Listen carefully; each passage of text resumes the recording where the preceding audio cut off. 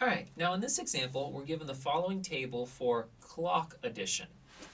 And so the way clock addition works, and the reason it's called clock addition, is because it's very similar to our timekeeping system. Notice that if it's 11 o'clock right now, 11 a.m., and 2 hours pass, is it going to be 13 a.m.? Well, no, because it's not 11 plus 2, it's 11 a.m. plus 2 hours. And so it would be noon and then 1 p.m. And so every 12 hours you recycle back on yourself and start over again. Similarly, if you use military time with 24 hours, you would just recycle every 24 hours. So suppose that we had 0, 1, 2, 3 in our clock addition, and every time we exceeded 3, we would circle back around again. That's why it's called clock addition. And so let me put a picture of a little clock over here to help us while we do these. So we've got 0, 1, 2, and 3. And so let's use this to make sense of the way that this is going to work. So with all this information, and this is of course is the table if I do 0 plus 0 or 0 plus 1 or 1 plus 2, etc. They ask, what is the identity element in the 4-hour clock system?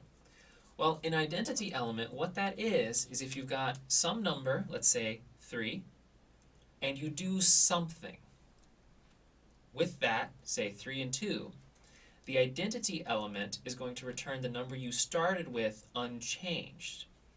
So it certainly isn't 2, because 3 multiplied by 2 would be 6, 3 plus 2 would be 5, and of course I'm speaking of regular addition. 3 minus 2 would be 1, etc., etc., etc. But we're talking about clock addition, okay? Well, 3 clock addition 2, and I could write it like this, a plus with a circle around it. Since I picked it as an example, let's just check it right quick. What is 3 clock addition 2? If I start at 3 and I go 2 hours, 1, 2, that would be equal to 1. And we see that in the table too. Start with 3, add 2, we get 1, not the identity element, because it's different from what we started with. So let's see if we can look at the table to find the identity element. All right, if I have 0, what can I add to that to not change anything?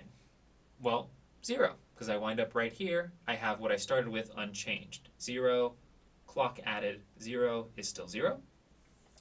All right, what if I did 1? What can I add to 1 to not change it? Oh, 0. 1, clock add, 0. I still have 1, nothing's changed. What about 2? Well, the only thing here that matches is right here, and that's once again when I add 0.